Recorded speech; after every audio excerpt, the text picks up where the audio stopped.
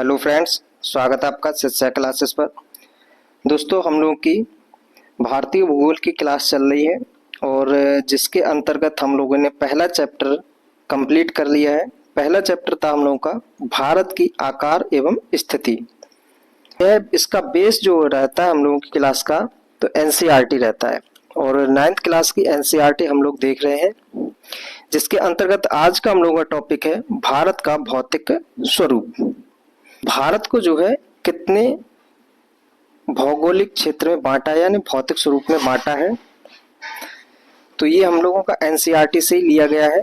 तो कितने भागों में बांटा है? भारत को भौगोलिक आकृतियों को निम्न वर्गों में बांटा है। पहला है हिमालय पर्वत श्रृंखला, यानी कि हिमालय पर्वत श्रृंखला। दूसरा है उत्तरी मैदान, यानी उत्तर भारत के विशाल मैदान। तीसरे नंबर को मतलब तीसरे प्रकार से बांटा है प्रायद्वीपीय भारत, और चौथे भाग बना है मरुस्थलीय भारतीय मरुस्थल। फिर उसके बाद में भारत के तटीय मैदान, फिर लास्ट में है भारत के द्वीप समूह। तो 6 भागों में बांटा गया है भारत के भौगोलिक रूप से। हिमालय पर्वत श्रृंखला, यानी कि भारत के हिमालय पर्वत श्रेणियां, उत्तर भारत के मैदान, प्रायद्वीपीय पठार, भारतीय मरुस्थल और तटीय मैदान, द्वीप समूह। आइए इसको इस मैप में भी देखते हैं। तो भारत को पहले फिजियोग्राफी ऑफ इंडिया कितने भागों में बांटा है? तो the northern and north east mountain, यानी कि उत्तर और उत्तर पूर्वी पर्वत क्षेत्र। क्या है? उत्तर और उत्तर पूर्वी क्षेत्र के पर्वत श्रृंखलाएं। नेक्स्ट क्या है हमारा? तो द नॉर्दर्न प्लेन्स, यानी कि उत्तर भारत के मैदान। एक सेकेंड, क्या होंगे? उत्तर भारत के मैदान। नेक्स्ट क्या है? तो भारतीय मरुस्थल, यानी इंडियन डेजर्ट, भारतीय मरुस्थल। द पेनिनसुलर प्लेटू, प्रायद्वीपीय पठार।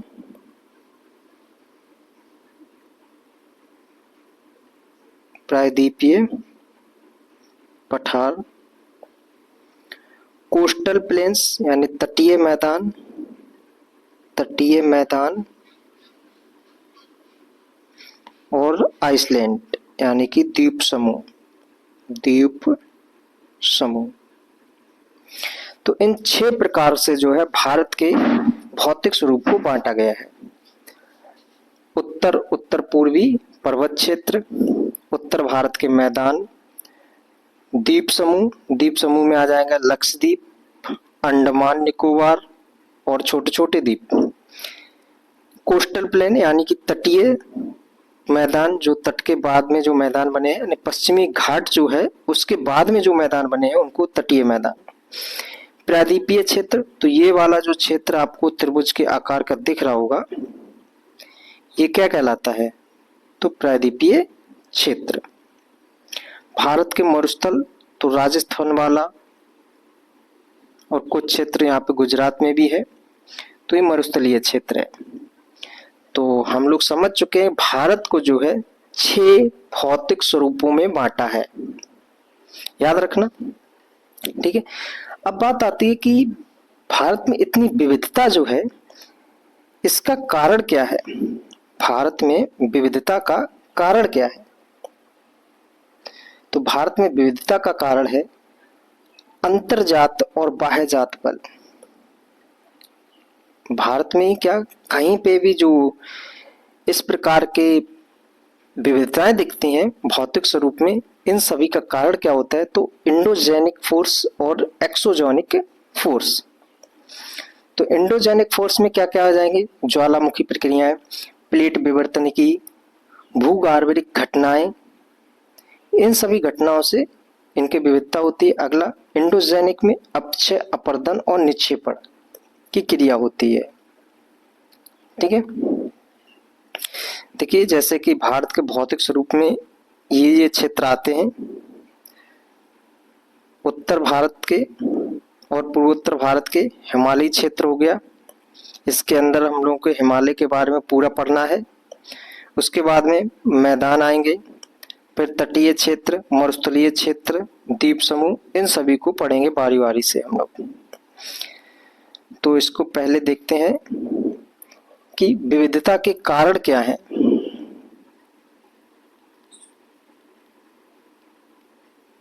विविधता के कारण, विविधता के कारण में अंतर्जात बल और बाह्यजात बल कौन कौन से हैं? अंतर्जात बल और बाह्यजात बल। बाह्यजात बल, अंतर्जात बल यानी इंडोजेनिक और बाह्यजात बल एक्सोजेनिक। तो कौन कौन से उनको देखेंगे अभी।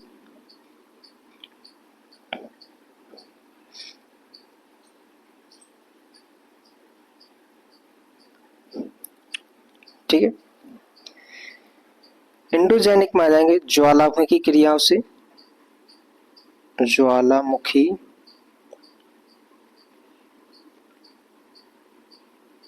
क्रियाओं से। अब ज्वालामुखी क्रियाएं क्या हैं? यानी कि अगर वोल्केनो आएगा, मान लिया यहाँ पे ही समझ लेते हैं कि हमारा ये सरफेस है और इसके नीचे हमारी क्या मेंटल, पृथ्वी की 3 परतें हैं। कौन कौन सी हैं? क्रस्ट, मेंटल और कोर। तो मेंटल वाले क्षेत्र में क्या भरा हुआ है? तरल पदार्थ है, यानी कि लावा। ठीक है, तरल पदार्थ, तरल पदार्थ यानी कि गर्म तरल पदार्थ है, इसी को बोलते हैं लावा। ठीक है, या इसी को बोलते हैं मैग्मा। अब ये इसके अंदर चलती है संवहनी क्रिया। क्या चलती है? संवहनी क्रिया चलती है, संवहन क्रिया। अब ये संवहन क्रिया क्या है? तो ऊपर का लावा ऊपर का लावा नीचे आता है और नीचे का लावा ऊपर जाता है। इस तरह से प्रोसेस चलती रहती है। और कभी कभी जो होता है, प्रेशर, दाब जो है अधिक हो जाने की वजह से यहां से क्या होगा, लावा जो है बाहर निकलेगा, लावा बाहर निकलने की कोशिश करेगा और इस तरह से क्या होगा, बाहर निकल जाएगा। और जब बाहर निकलेगा तो अपने बाहर निकलने के बाद में इस तरह से फैलेगा बाहर। ठीक, तो जब फैलेगा तो किसका निर्माण कर दिया इसने? एक पहाड़ का निर्माण कर दिया। ये तो लावा इस तरह से फैल गया। ठीक है, लावा निकला और यहाँ पे क्या हो गया, फैल गया। तो इससे जब जमीन फटी तो ऊपर उससा उठ गया, तो उससे किसका निर्माण हो गया, पर्वत का निर्माण हो गया। और इसके जो नीचे वाला जो क्षेत्र है, यहाँ पे क्या हो गया, खाई बन गई, मतलब निचला स्थान हो गया। फिर उसके बाद में जब ये बंद हो गया तो यहाँ पे झील का निर्माण हो गया। अगर जो आज ज्यादा अधिक ऊंचाई तक पहुंच गया तो यहाँ पे बर्फ भी पड़ने लगेगी। तो एक तो हमारा हो गया ज्वालामुखी क्रियाओं से इनका निर्माण, मतलब भौतिक स्वरूप का निर्माण होता है। अगला होता है प्लेट टेक्टोनिक। अगला क्या है, प्लेट टेक्टोनिक।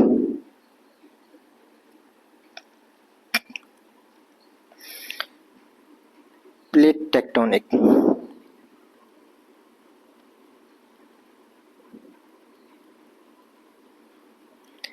प्लेट टेक्टोनिक का सिद्धांत जो है हैरी हेस ने दिया है। इसको हम अच्छे से पढ़ेंगे। और इन्होंने बताया कि भारत की जो भी दुनिया में कुल मुख्य रूप से इन्होंने 7 प्लेटों में बांटा है। और ये प्लेटें जो है वो हलचल हो रही है। और ये क्यों हलचल हो रही है? तो ये मैग्मा जो संवहन वाला क्षेत्र है उसके ऊपर रखी हुई है। अब किसी तरल पे हम लोगों का, जैसे मान लिया दलदल है, उसके ऊपर हम किसी लकड़ी का पट्टा रख दें और उसको ऐसे दबाएं, ठीक है, तो वो क्या होगा? चलायमान होगा, इधर उधर भाग जाएगा।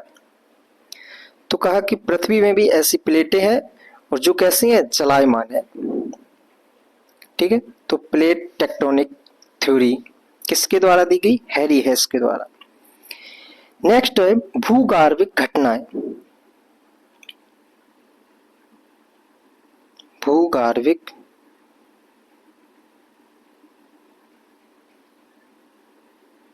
घटनाएं, ठीक। ये हमारे हो गए अंतर्जाल, मतलब जो एंडोजेनिक फोर्स है उसके कारण होने वाले जो विविधता है उसमें।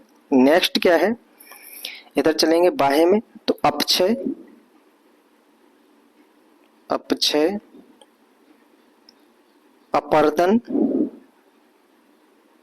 अपर्दन और निक्षेपण।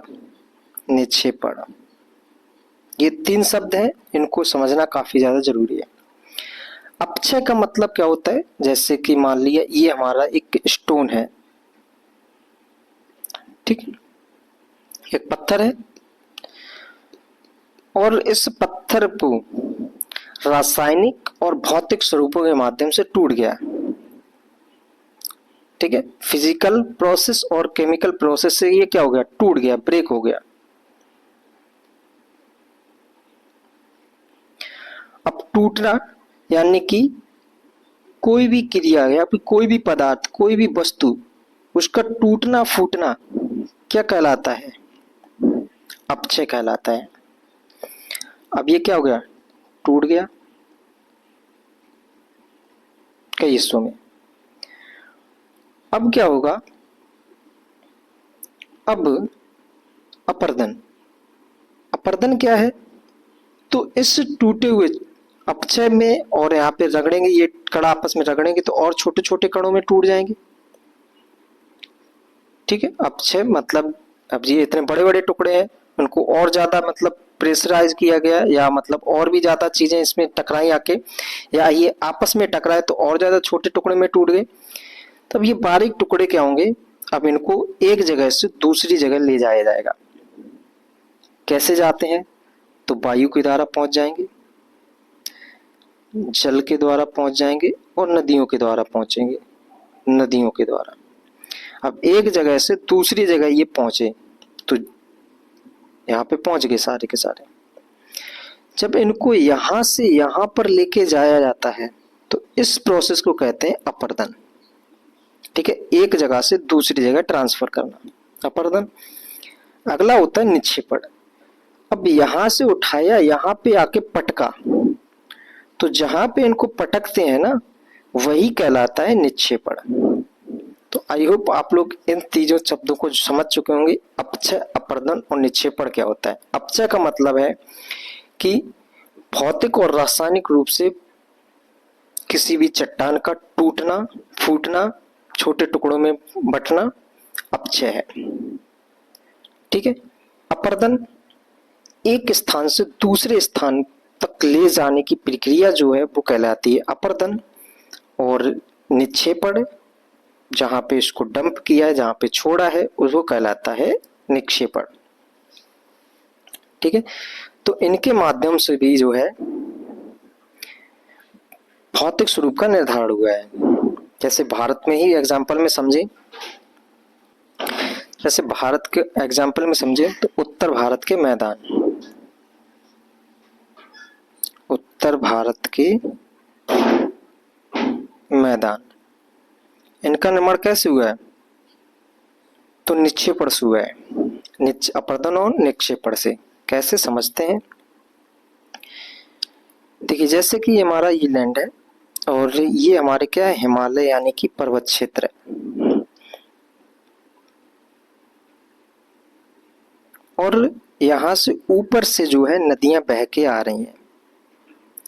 ये वाला क्षेत्र यहाँ पे गहरा है, इस तरह से खाई है। अब अब नदियां क्या आ रही, बह के आ रही हैं और अपने साथ में जो भी टुकड़े हैं यानी कि गाद है उसको बहा के लेके आ रही है।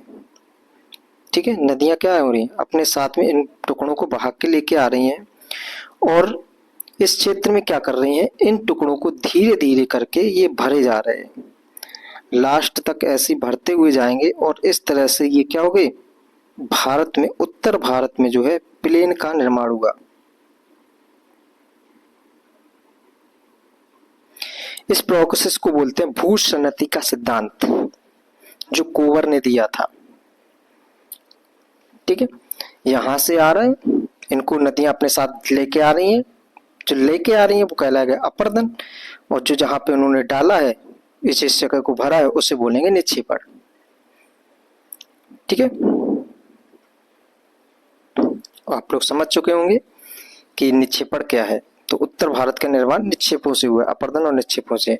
ऐसे भी नहीं समझ में आ रहा है तो हम लोग समझ सकते हैं, गांव में जो या हम लोगों के घर में जो भराव पड़ता है, भराव यानी कि मिट्टी को लेवलिंग करने के लिए घर को, तो मिट्टी की जरूरत पड़ती है, तो दूसरी जगह से जहां से हम लेके आते हैं, तो लेके आए अपर्दन, और जहां पे हम लोगों ने भराव किया, ठीक है, वो कहलाएगा हमारा निक्षेपण।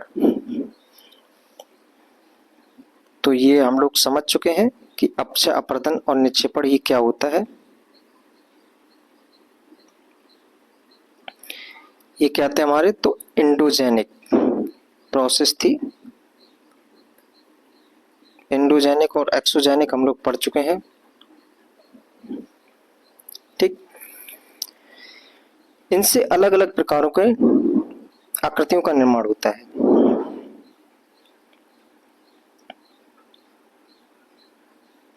ठीक है, अब इससे पहले हमने एक टॉपिक पढ़ा, मतलब इसमें एक पॉइंट पढ़ा था, प्लेट टेक्टोनिक का सिद्धांत, मतलब प्लेट टेक्टोनिक क्रिया।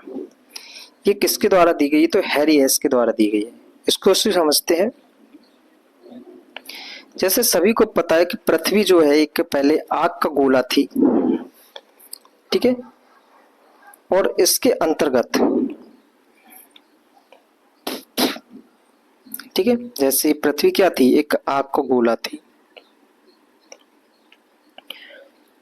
और इसके अंदर एक भूखंड था बड़ा सा, उस भूखंड को बोला गया पेंजिया। ये आग को गोला होने के बाद में कई वर्षों तक ये ठंडी हुई, वर्षा इसके ऊपर गिरी, जलवाष्प बना, बादल बने, फिर वर्षा हुई, तो इस प्रकार के मतलब जीवन के जीने के लिए इसमें स्थिति बन गई। तो इसमें मतलब एक भूखंड था, वह भूखंड, उस भूखंड को जो है क्या बोला गया, पेंजिया।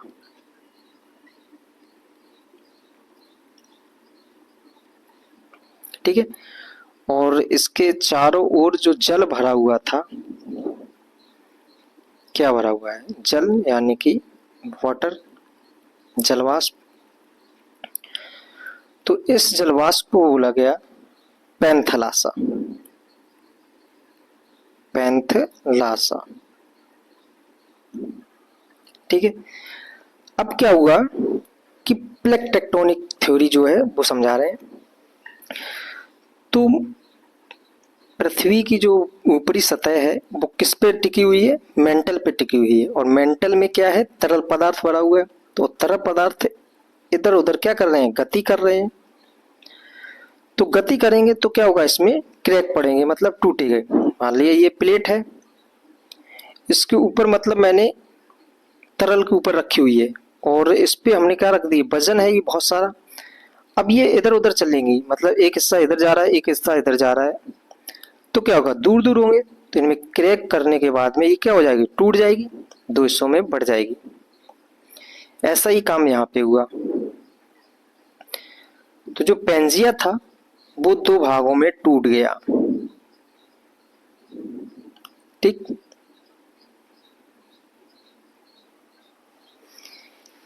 एक जो ऊपर वाला भाग था इसको बोला गया अंगारा लैंड, अंगारा लैंड, और जो दक्षिण वाला भाग था इसको बोला गया गोंडवाना लैंड, गोंडवाना लैंड। ठीक है, फिर उसके बाद में क्या हुआ, इसके बीच में जो जलाशय था, ये वाला जो जल क्षेत्र है, इसको क्या बोला गया, तो इसको बोला गया तैथिस सागर। तैथिस सागर। फिर से क्या हुई, यही क्रिया हुई।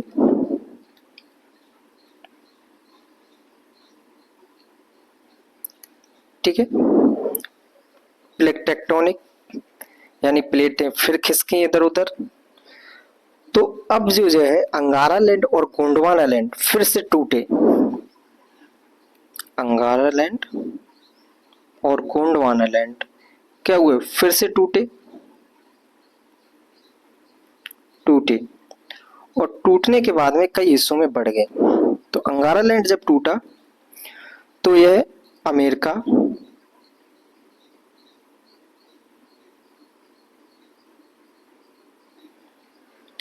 उसके बाद में यूरोप का हिस्सा ये बने।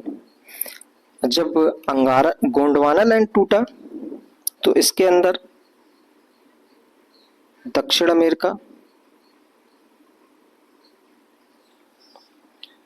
अफ्रीका,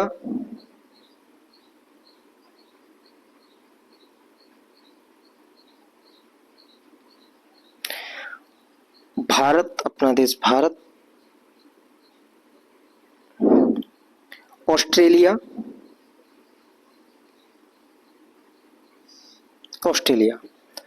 ये इन हिस्सों में टूट गया गोंडवाना लैंड। ठीक है, गोंडवाना लैंड टूटा तो उसके अंदर साउथ अफ्रीका, अफ्रीका, भारत और ऑस्ट्रेलिया इन हिस्सों में टूट गया। और अंगारा लैंड टूटा तो यूएसए और यूरोप में टूट गया। ठीक है, अब ये प्लेटें अभी भी नहीं रुकी। अब प्लेटों में क्या हुआ, आगे ट्रांसफर होना और भी स्टार्ट किया। ठीक है, प्लेटें क्या हुई, और आगे बढ़ना स्टार्ट हुई। ठीक, तो भारत मान लीजिए जैसे कि हमारा ये भूमध्य रेखा है 0 डिग्री लाइन। भारत की लोकेशन कहां पे थी, पहले वो दक्षिण में था। ठीक है, और ये दक्षिण में होने के बाद में धीरे धीरे क्या हो रहा है, उत्तर की ओर बढ़ते जा रहा है। ठीक है, धीरे धीरे उत्तर की ओर बढ़ रहा है। तो यह क्वेश्चन भी आप लोगों को पूछ चुका है एग्जामिनर। भारत जो है वो किस तरफ खिसका, तो उत्तर की ओर खिसका, दक्षिण से उत्तर की ओर जा रहा है। और यहां पे कौन सा था, यूरेशियन प्लेट थी। कौन सी प्लेट है, यूरेशियन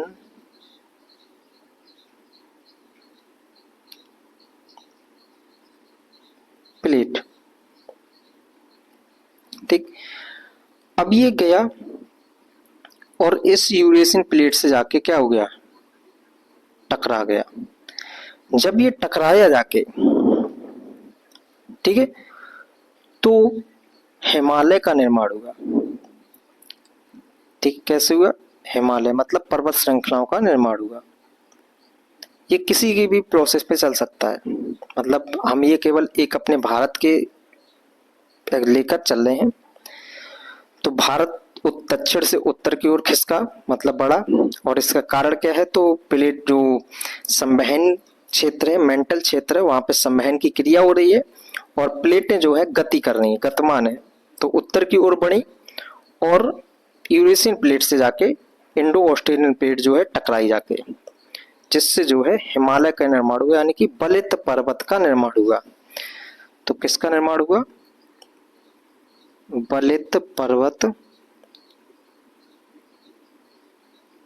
पर्वत का निर्माण हुआ।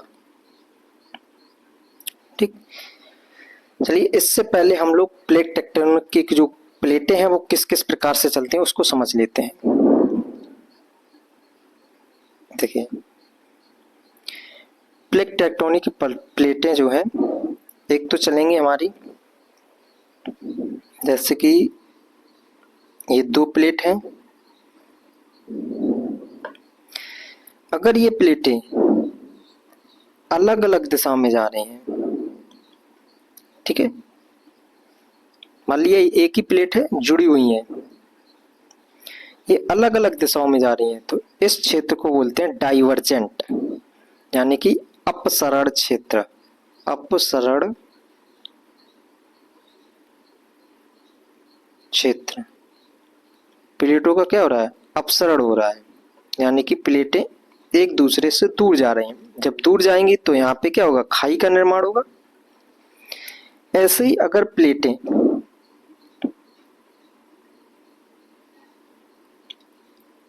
एक ही दिशा में आगे बढ़ रही हैं, यानी कि अभिसरण क्षेत्र।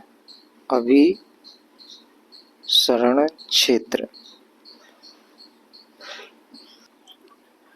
अभिसरण क्षेत्र यानी कि जब प्लेटें जब एक ही दिशा में आगे बढ़े तो इससे क्या होगा, मोड़दार पर्वत का निर्माण होगा। ठीक है, और ये क्या कर रहे हैं, इनके बीच में जो भी चीज आएगी उसका क्या कर देंगे, विनाश कर देंगे। तो इनको हम विनाशकारी क्रिया भी कहते हैं। इसको क्या कहते हैं, विनाशकारी क्रिया। और ये प्लेटें जब दूर दूर गई तो इनके बीच का जो क्षेत्र होगा इसमें कुछ ना कुछ तो बनेगा ना, तो इस क्रिया को कहते हैं संरचनात्मक क्रिया। रचनात्मक क्रिया, ठीक है। तो ये क्षेत्र इस प्रकार से हमारे चलते हैं, अभिसरण क्षेत्र और अपसरण क्षेत्र। तो भारत में भी कैसा हुआ, अभिसरण हुआ, मतलब एक प्लेट यहां से आई, एक प्लेट तो यह स्थिर थी, तो ये जाके क्या हुई, टकराई जाके, और जिससे जो है बलित पर्वत का निर्माण हुआ है। बलित पर्वत के निर्माण और भी क्षेत्र में हुए हैं, ठीक है। जैसे कि यूएसए में कौन कौन से हैं, तो रॉकीज है, यूएसए का रॉकीज, साउथ अफ्रीका का, साउथ अमेरिका का एंडीज, ठीक, यूराल पर्वत,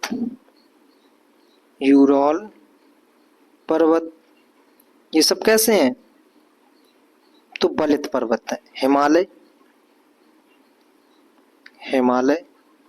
ये सब है बलित पर्वत, और इन सभी में सबसे नवीन बलित पर्वत जो है वो हिमालय नवीन बलित पर्वत है। तो आप लोग समझ चुके हैं कि हिमालय का निर्माण कैसे हुआ है। अब इसको हम इमेज के थ्रू देखते हैं। देखिए, इस प्रकार से पूरा एक क्षेत्र था, क्या था ये, पेंजिया, ठीक है, ये क्या था, पेंजिया, पूरा एक क्षेत्र। और उसके बाद में ये वाला पूरा क्षेत्र था क्या, पैंथलासा। अब क्या हुआ, ये लोरेसिया या इसी को अंगारा लैंड, ठीक है, और गोंडवाना लैंड में ये टूटे, और बीच में क्या था, तैतीस सागर था। फिर और भी ज्यादा दूर हुए, ये एज दिए गए हैं, ठीक है, टेरसरिक, प्रीमियन, ज्यूरासिक, क्रिटिसस, प्रेजेंट डे, मतलब वर्तमान में। फिर और भी ज्यादा दूर हुए, तो ये देख रहे हैं ना आप लोग, अफ्रीका है और ये क्षेत्र अलग अलग हैं। तो इसी प्रकार से यहाँ से मतलब भारत भी जो है इस तरह से ट्रेवल किया और यहाँ पे जाके टकराया जाके, ये यूरेशिया प्लेट है, ठीक है, यहाँ पे अच्छे से समझ में आएगा। भारत क्या हुआ, ये नीचे है, ये उत्तर की ओर बढ़ना स्टार्ट किया। यहाँ पे हमारे पहले से यूरेशियन प्लेट थी, उससे जाके क्या हुआ, टकराया जाके, और टकराने से जो है ये तिरछा हो गया, ज्यादा तो सीधा था।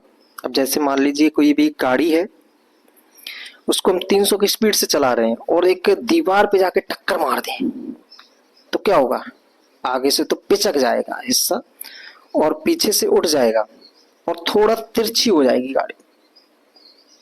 ठीक है, तो ऐसा ही भारत के साथ हुआ।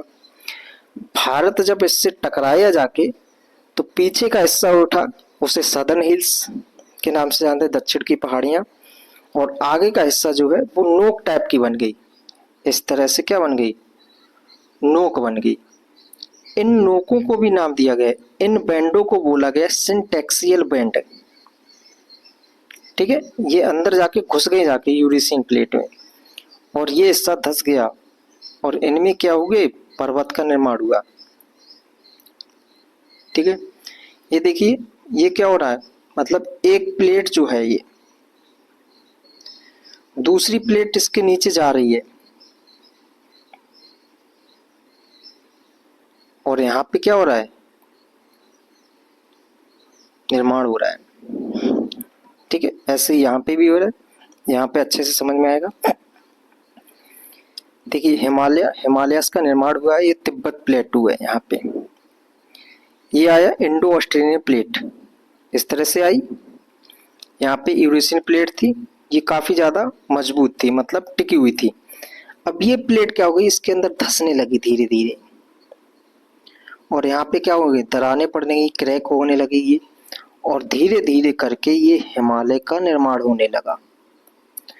और ये प्रक्रिया एकदम डायरेक्ट नहीं हुई, धीरे धीरे करके हुई और जैसे जैसे हिमालय का निर्माण होता गया वैसे वैसे जो है अलग अलग नामों से इनको जानने लगे। ठीक है, तो सबसे पहले सुना होगा तैतीस हिमालय या फिर ट्रांस हिमालय का निर्माण हुआ है। इसका निर्माण कैसे हुआ, अब देखिए यहाँ पे ये दोनों प्लेट है, अब इसके बीच में जल जो होगा यानी कि तो पहले तो छलक जाएगा, इधर उधर पानी फैल जाएगा, मगर जो गाद होगी उससे क्या होगा, वो ऊपर हिस्सा उठ जाएगा। मान लिया ये एक प्लेट है, एक प्लेट ये है, इसके बीच में गाद भरी हुई है, क्या भरी हुई है, गाद भरी हुई है। अब ये आई टकराया इनसे, अब ये गाद क्या होगी, ऊपर उठेगी ना, गाद ऊपर उठेगी और पर्वत का निर्माण करेगी। ठीक है, तो जो सेडिमेंट है, अपसाद है, उनसे निर्माण हुआ है अब 33 मतलब 33 हिमालय या फिर ट्रांस हिमालय का। तो क्वेश्चन बनता है कि ट्रांस हिमालय का निर्माण कैसे हुआ है, तो सागरीय निक्षेपों से हुआ है, सागरीय निक्षेपण से हुआ है। ठीक, उसको जब हम पढ़ेंगे पूरा हिमालय वाला अच्छे से तो बताएंगे। तो अभी यहाँ पे समझ चुके हैं कि 33 सागर से जो है निर्माण हुआ है ट्रांस हिमालय का। उसके बाद में यह क्रिया रुकी नहीं और भी आगे बढ़ती रही, ये प्लेट इंडो ऑस्ट्रेलियन प्लेट आगे नीचे धंसती रही, घुसती रही, यहाँ पे और भी दरारें पड़ती रही। तो धीरे धीरे जो है ट्रांस हिमालय के बाद में ग्रेट हिमालय, मध्य हिमालय, इनका निर्माण हुआ। ठीक है, अब पूछा जाता है कि हिमालय का, वैसे तो अगर जनरल वे में पूछा जाए कि हिमालय का निर्माण कैसे हुआ है, तो कैसे हुआ है हिमालय का निर्माण, अपसादों से हुआ है। ठीक है, परंतु अगर इंडिविजुअल एक एक करके पूछा जाए, जैसे ट्रांस हिमालय का पूछा है इसका निर्माण कैसे हुआ है, तो सागरीय अपसादों से हुआ है। अगला मध्य हिमालय और ग्रेटर हिमालय जो है, इनका निर्माण जो है फॉल्टिंग प्रोसेस हुआ है, मतलब ये चट्टानें टूटकर ऊपर बढ़ी हैं। अब लगातार आगे बढ़ती रहेंगी चट्टानें तो एक समय बाद टूटकर ऊपर बढ़ जाएंगी। ठीक, इनसे निर्माण हुआ है, यानी रिवर्स फॉल्टिंग जो हुई है उससे निर्माण हुआ है मध्य हिमालय और ग्रेटर हिमालय का। अगला आता है शिवालिक हिमालय।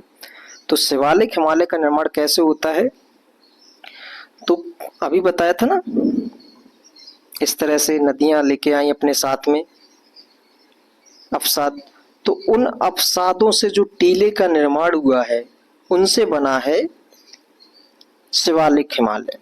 तो क्वेश्चन बनता है कि शिवालिक हिमालय और ट्रांस हिमालय में क्या समानता है और क्या अंतर है। तो इनमें समानता तो है कि ये दोनों जो है अवसादों से निर्मित किए गए हैं।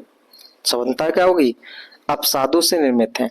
और अंतर क्या है, तो जो ट्रांस हिमालय है वो सागरीय निक्षेप से हुआ है, सागरीय अपसादों से निर्माण हुआ है, जबकि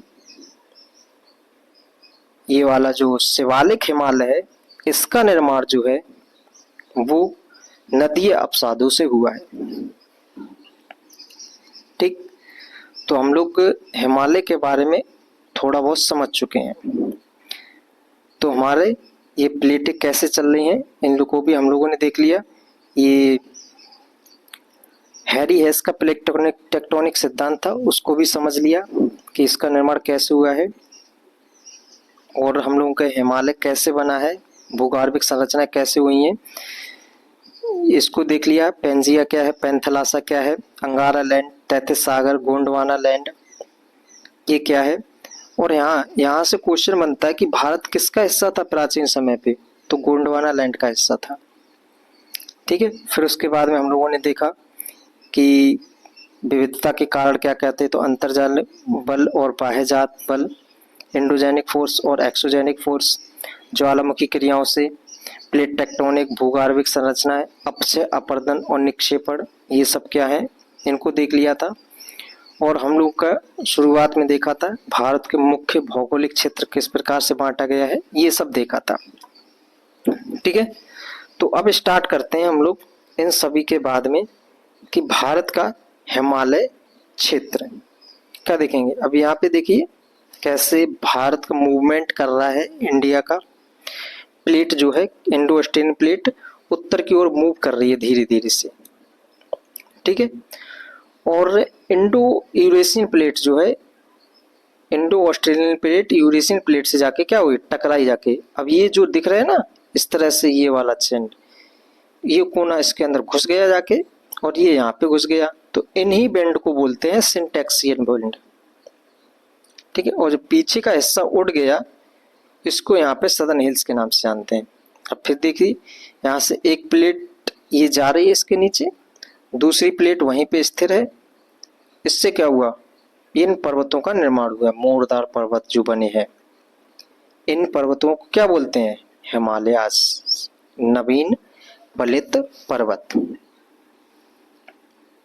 ठीक है, तो हम लोग का पहले देख लेते हैं हिमालय के बारे में क्या क्या है।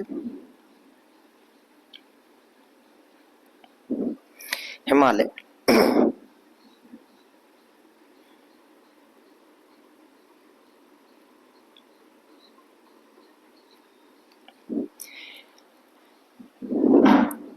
यह है विश्व की, एक सेकेंड, यह है विश्व की सर्वोच्च पर्वत श्रृंखला है।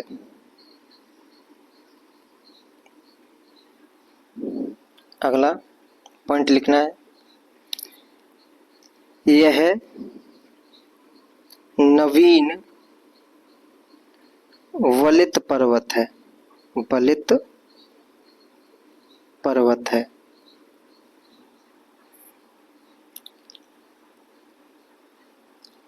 अगला, यह मूलतः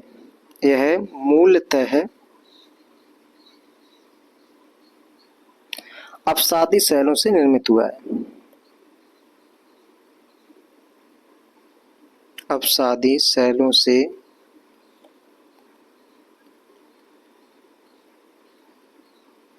निर्मित हुआ है। ठीक, और पूछा जाए तो इसका बनना का प्रारंभ जो है लगभग 30 मिलियन वर्ष पहले बनना प्रारंभ हुआ। हिमालय जो है, हिमालय लगभग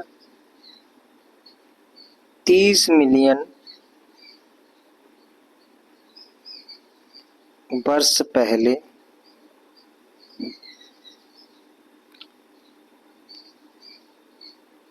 बनना प्रारंभ हुआ। ठीक है, अगला पॉइंट लिखेंगे कि हिमालय का जो है आकार पश्चिम से पूर्व की ओर संकीर्ण होता जाता है। कैसा होता जाता है, पश्चिम से पूर्व की ओर संकीर्ण होता जाता है। संकीर्ण मतलब पतला होता जाता है।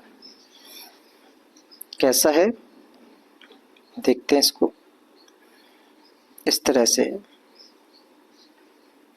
ठीक।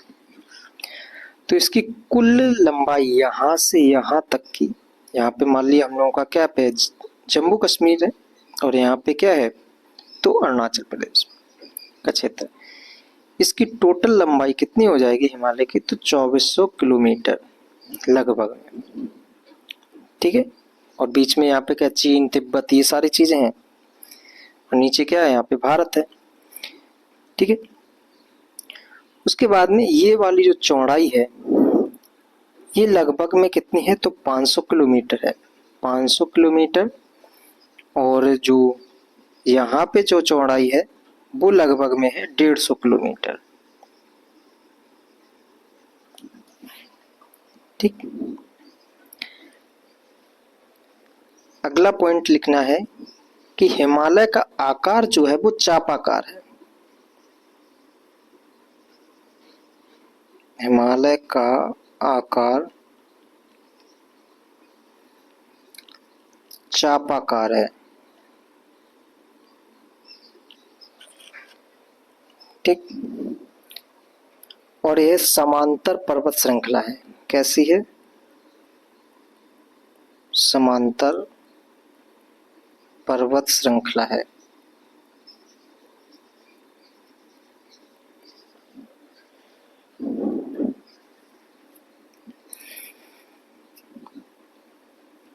ये हमें हिमालय के बारे में इतना हम लोगों को जानकारी होनी चाहिए। हिमालय विश्व की सर्वोच्च पर्वत श्रृंखला है, मतलब इसके अंदर कई सारे पर्वत चोटियां ऐसी हैं जो सबसे ऊंची हैं विश्व में। नवीन बलित पर्वत है और ये कैसा पर्वत है, मोड़दार पर्वत है। नवीन बलित पर्वत वो भी कैसा है, मोड़दार पर्वत है। मूलतः अवसादी शैलों से निर्मित हुआ है। हिमालय लगभग 30 मिलियन वर्ष पहले बनना प्रारंभ हुआ था और पश्चिम से पूर्व की ओर संकीर्ण होता जाता है। हिमालय का आकार कैसा है, तो चापाकार है और समांतर पर्वत श्रृंखलाएं हैं, ठीक। ये हम लोगों का क्या हो गया, एक हिमालय के बारे में मोटा मोटा जानकारी हो गई। अब अलग अलग से पढ़ेंगे ट्रांस हिमालय कैसा हुआ है निर्माण और इसका क्या क्या चीजें क्या क्या क्षेत्र आते हैं उसके अंतर्गत, उन सभी को देखेंगे, ठीक है। ये टॉपिक काफी ज्यादा बड़ा है तो समय तो लगेगा, परंतु हम लोग जो है इसी प्रकार से अच्छे से करेंगे इसको, ठीक है, जिससे आप लोगों का ज्योग्राफी के अंदर मतलब भारतीय भूगोल के अंदर कोई भी समस्याएं ना रहे, ठीक है। अभी तक जो हम लोगों ने पढ़ा है इसको हम अगर एनसीईआरटी की बुक में देखें तो उसमें क्या क्या चीजें हैं, तो ये हम लोगों का चैप्टर है, सेकंड चैप्टर है एनसीईआरटी 9th क्लास की, ठीक है। तो ये सब पूरी घटनाएं लिखी हुई हैं कि क्या होता है, किस प्रकार से इसका निर्माण हुआ है और कैसे प्रकार होता है, इसके अंदर कौन कौन सी चीजें आती हैं, वो चीजें दी गई हैं। कुछ चीजें जो हमें याद होनी चाहिए, जैसे भूगर्भिक तौर पर प्रायद्वीपीय पठार पृथ्वी की सतह का प्राचीनतम भाग है। जो प्रायद्वीपीय पठार है जो वो पृथ्वी की सतह का प्राचीनतम भाग है, इसको याद रखना है। ये हमारे क्षेत्र है, हिमालयी क्षेत्र।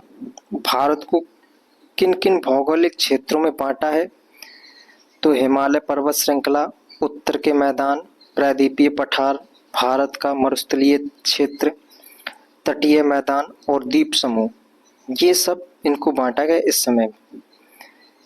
और इसके अंदर हिमालय का देखिए, भारत की उत्तर सीमा एवं विस्तृत हिमालय भूगर्भिक रूप से युवा एवं बनावट के दृष्टिकोण से बलित पर्वत श्रृंखला है। कैसी है, बलित पर्वत श्रृंखला है। और कैसी है, नवीन है। बलित मतलब मोड़दार पर्वत श्रृंखला है और यह श्रृंखला पश्चिम से पूर्व दिशा में सिंधु से मतलब पश्चिम से सिंधु से लेकर ब्रह्मपुत्र तक फैली हुई है। पश्चिम से पूर्व कहाँ से कहाँ तक, तो सिंधु से लेकर ब्रह्मपुत्र तक फैली हुई है। और हिमालय विश्व की सबसे ऊंची पर्वत श्रेणी है। एक अत्यधिक असम अवरोध में से एक है। अगला क्या लिखा है कि अधिकतम मतलब इसकी कुल 2400 किलोमीटर की लंबाई में फैला है। ये अर्धवृत्त का निर्माण करता है, यानी कि चापाक्रांत है ये। इसकी चौड़ाई कश्मीर में 400 किलोमीटर, हमने 500 लिखा है तो इसमें 400 किलोमीटर लिखी है, और अरुणाचल प्रदेश में 150 किलोमीटर है। ठीक है, यानी कि पश्चिमी भाग की अपेक्षा पूर्वी भाग की ऊंचाई में अधिक है। मतलब जो पश्चिमी भाग जो है यह पूर्वी भाग की अपेक्षा ऊंचा है, और पश्चिमी भाग चौड़ा है, और जैसे जैसे पूरब की ओर बढ़ेंगे वो कैसा होता जाएगा, सकरा होता जाएगा। अगला कह रहा है कि अपने पूरे देशांतरी विस्तार के साथ हिमालय को 3 भागों में बांट सकते हैं। श्रृंखलाओं के बीच बहुत अधिक संख्याओं में घाटियां होती हैं। सबसे उत्तरी भाग में स्थित श्रृंखला को महान हिमालय, आंतरिक हिमालय यानी कि हिमाद्री हिमालय कहते हैं, और यह सबसे सतत श्रृंखला है जिसमें 6000 मीटर की औसत ऊंचाई वाले सर्वाधिक शिखर हैं। ठीक है, ये इसके अंदर दिया गया है। इतना हम लोगों ने पढ़ा है आज। उसके बाद में कुछ शिखर श्रृंखलाएं जैसे माउंट एवरेस्ट नेपाल में है, 8848 मीटर में है। कंचनजंगा 8598 है। एक और यहाँ पे केटू देनी चाहिए थी, केटू, जिसकी 8611 मीटर है। ठीक है, ये सब हम पढ़ेंगे, परंतु इसको हम बता रहे हैं कि एनसीईआरटी को आधार मानकर ही हम चल रहे हैं। परंतु एनसीईआरटी में थोड़ा कम है, तो पर हम उसको कम नहीं करेंगे, उसको हम बढ़ा के ही लेके चलेंगे लेवल को। मकालू नेपाल में 8481, धौलाधार नेपाल में 8172 है। इसी प्रकार से और भी है। नंगा पर्वत 8126, अन्नपूर्णा नेपाल में है 8078, यानी कि 8078। कई सारे हैं। ठीक है, तो इनको हम लोग बारी बारी से पढ़ेंगे। चलिए, क्लास कैसी लगी आप लोग अपना फीडबैक देते रहिएगा। इन सभी को अच्छे से पढ़ेंगे। Thank you.